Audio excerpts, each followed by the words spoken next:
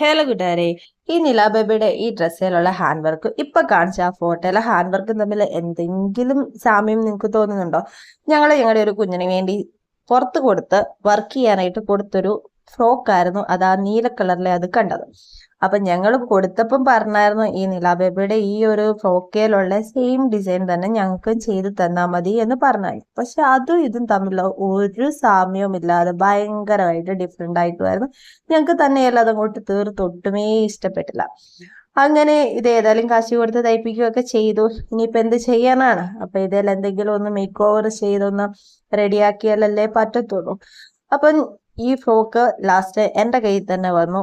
ഞാൻ ഇതിൽ എന്തെങ്കിലും ഒന്ന് ചെയ്ത് ഈ ഫ്രോക്കിന് ഒരു ജീവൻ വെപ്പിച്ച് തരുമോ എന്ന് ചോദിച്ചു.